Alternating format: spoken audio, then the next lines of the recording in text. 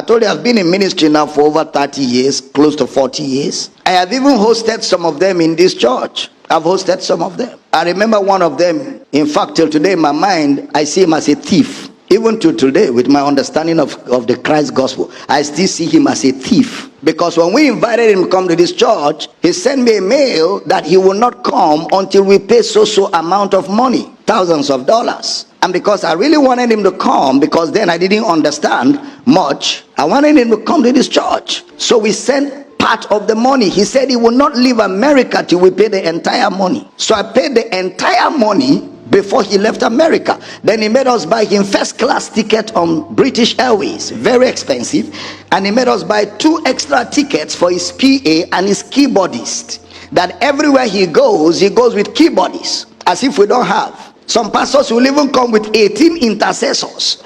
They are coming to preach for you. They will come with 18 intercessors. You have to house them, you have to clothe them, you have to feed them. Don't we know how to pray? As if the church don't know how to pray. It's his intercessors that will come and pray. All these are abuses of ministerial privileges. So after we paid all the monies, this guy now calls me and says he's leaving America tomorrow, and he'll be in Uyo next tomorrow, because you leave America, you arrive the next day. So we bought him local tickets for him and his PAs and his keyboards. He calls me in the night. He says right now he is in London, and something has just happened back home in America, crisis in his ministry. He doesn't know if he can still come, but he's trying to see how he can quell down the trouble at home and then see what to do. So at that time, I called the person who connected me with him, and I said, what is all this rubbish? This guy is talking, our conference is on, he's telling me he's in London, and I didn't plan for anybody to preach in his place. And we've paid him all the money. We've bought tickets. So he said, okay, don't worry, let me call him quickly. And after a while, he called me, he said, I don't think that guy has left America. He's lying to you. From the way I spoke with him, I still feel he's still in his house. He didn't leave America. I said, well, lie,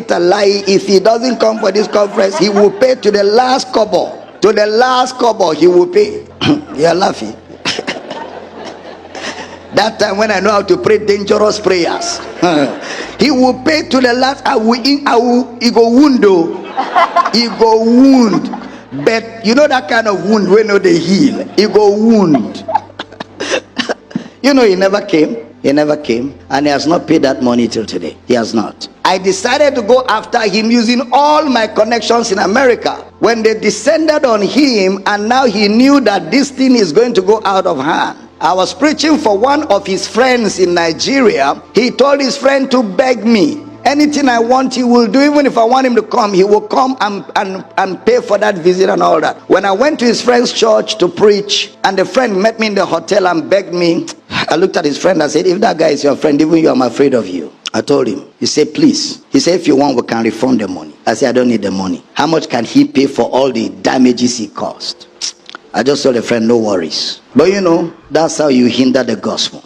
That's how people hinder the gospel. Some of them have come to this church, they charge money, we pay them. I have all the emails. All the emails are there. This week I went through my old files. I saw many of their emails. They contract. They will send you contract like business. You will sign, they will sign, then you will pay. Men of God. Men of God. When you hear me attack prosperity, I saw shege in prosperity, miss.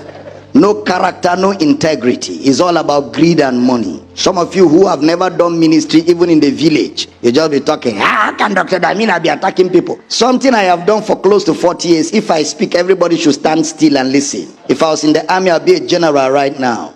Don't try this thing. Am I communicating? And some of them have PAs who do these dirty jobs for them. Some of them have agencies. Say, speak to my agent. They have agencies. Deposit $50,000 and you will balance once the event is over. The Akwa Ibom state governor one time had a relationship with me. I was in America preaching. He called me from America and said, Damina, can you get this preacher for me? And that day I was preaching for that preacher in America. I said, oh, you called at the right time. I'm preaching for him today. He said, we need him to come to Akwa Ibom and preach for the government. So I say, Your Excellency, can the state government send me a letter quickly so that I can back it up sharply? They emailed me a letter from government house. I sat with this man of God and I made him realize the importance of his coming to Akwa Ibom State and what a blessing it will be for the state. And I made him realize the thousands of people that have the opportunity to hear the gospel. Then he said, okay, let me quickly check with my secretary. He checked with his secretary and called me back, and in the office, and he said to me, Dr. Damina, my date is free. I will come for that event for your state. He said, but they have to pay me $250,000. What? So I said to him, for what? For what? He said, I have to fuel my aircraft, both to and fro. And when I live like that, when I live even for one day, it costs me a lot of money. $250,000? I didn't call the governor back. The next day, the governor called me. Dr. Damina, how is it going? I say, Your Excellency, I didn't call you because I don't know how this is going to sound. Me, I don't operate like this. This guy is saying you should pay $250,000 for that, and it was going to be a 25-minute preaching. So the governor said, what is he coming to say like that? I said, Your Excellency, I truly don't know what the man will say that we have not said. He said, tell him to forget it. Tell him to forget it. Tell him. How can a preacher ask you to pay money into his account before he comes? Is he a contractor? Is he a contractor? I know of another preacher who came to Nigeria here, and the reason why I share these stories is not to make them look bad. It's to make you not behave like that tomorrow. That's all. Bible says we learn from those who have gone before us. We learn from those who through faith and patience obtain the promise. And we also learn from those who behave like that, how not to behave. Am I teaching here? Didn't we read about the spies, both the 2 that came with good report and the 10 that came with bad report? We learn from both examples. Much more when it happened in my very eyes. He came to Nigeria to do a ministers conference in Lagos. This guy is wealthy already in America. He came to Lagos. Over 10,000 pastors travel all over Nigeria to Lagos for the conference. And then at the end of the conference, he now asked every pastor to write the prayer request of his ministry and sow a dangerous seed, that they will take the prayer requests back with them to America and raise an altar for the Nigerian pastors. Pastors who couldn't even afford transport were closing down their accounts and adding money because they are going to raise an altar of prayer for their ministries. Pastors gave and gave. The money was too much. How did I know that? One of his main staff, his direct assistant, is my friend who resigned from his ministry after that conference. So I asked my friend, why did you resign from this global ministry? He said to me, Dr. Damina, I couldn't stomach the evil that happened. How can we come to a place like Nigeria? Before we came, we raised money all over America. We went to churches. We are going to Africa for outreach, support. Churches raised money in hundreds of thousands of dollars and gave to us. So we didn't have any need for money. We had more than enough. We've been overpaid by American churches. Then we now came and these pastors traveled. Some of them you see their shoes. Some of them you see their suit. You want to cry.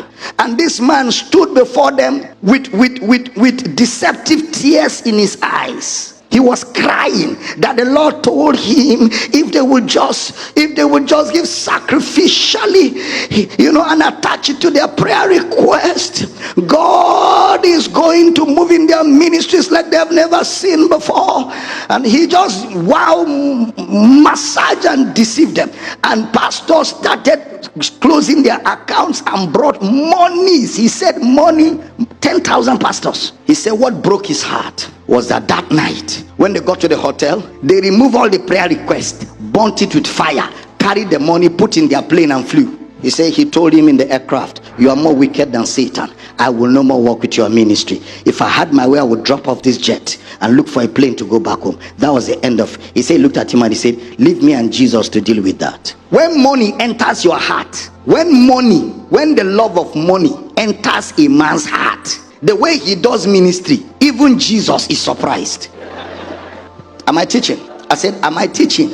If such people pray and say in Jesus' name, I will not say amen. I have rejected such relationships. I have rejected such friendships. I have torn down such relationships in my life, time and after time again. If money was my pursuit in ministry by now, I would have not been living in Akwa Ibom. And I'm not joking. I would have had a private jet by now. I would have been living maybe in America or the UK or Europe. And I would have been flying my jet because that's my pursuit. I would have gotten it because the people I was hanging around, all of them have jets. But that's not what I was.